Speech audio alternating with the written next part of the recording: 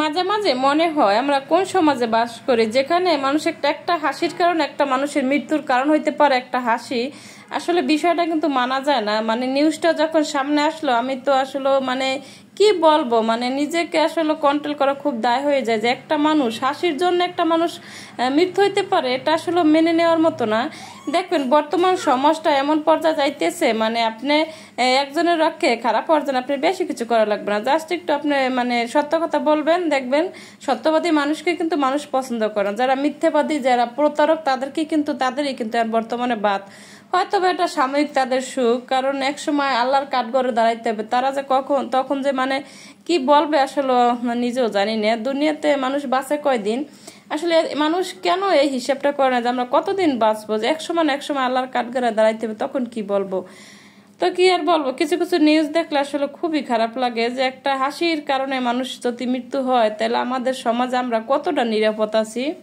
কোনো নিরাপদ নাই যে একটা হাসির কারণে যদি একটা মানুষের মৃত্যু হইতে পারে, অথচ কত প্রতারক ঘুরতে আছে। দেখবেন আপনারা কিছু কিছু মানুষ মানে উপর থেকে এত ফিটফাট, দেখতে এত ভালো মনে হয়, কিন্তু এই মানে মুখোশের আড়ালে যে তার ভিতরে কত জঘন্য লুকিয়ে থাকে, এটা আসলে বোঝা খুব দেয়। হয়তো কারোর সাথে চলাফেরা করলে বোঝা যায় যে একটা মানুষ কত জঘন্য মানুষ। তাদের কোনো সমস্যা না, তারা কিন্তু ঠিকই দিব্যি এই দুনিয়াতে ঘোরাঘুরি করতেছে, তাদের কোনো বিচার হয় না, তাদের কিছু কেউ বাজে না।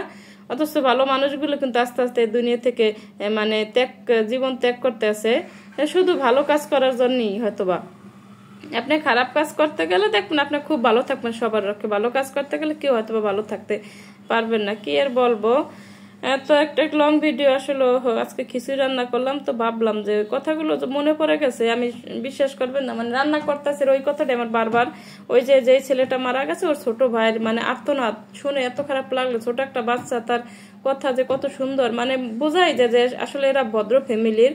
তো আমি এই রান্না করছি, মানে আমার এই কথাগুলো কেমন যেন মনের ভিতরে বারবারই মানে ওই ছেলের ছবিগুলো বেশি ওঠে, যে আসলে এত ভালো একটা ফ্যামিলির ছেলে। এই যে মা মানে কি মনটা তাকে কি বলে সায় দেবে যে আসলে আমার ছেলেটা একটা হাসির কারণে একটা মার আর্তনাদ, মা জানে যে আসলে একটা বাচ্চার জন্য কতটা কষ্ট হয়। তো এই বিষয়টা আসলে সবারই কষ্ট হওয়ারই কথা, যে একটা মানুষ একটা হাসির জন্য তার মৃত্যু হয়েছে। তো এই জন্য আসলে ভালো লাগলো না বিষয়টা, আমি ওই যে নিউজটা দেখে এই জন্য আপনাদের সাথে একটু আলোচনা করলাম, মনের আসলে ভাবটা প্রকাশ করলাম। যদি হয়তো আমরা কিছু করতে পারবো না, তারপর কিছু কিছু জিনিস দেখলে আসলে খুবই খারাপ লাগে।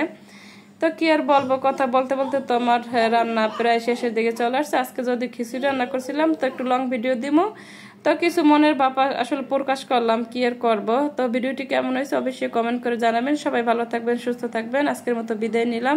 আসসালামু আলাইকুম, আল্লাহ হাফেজ।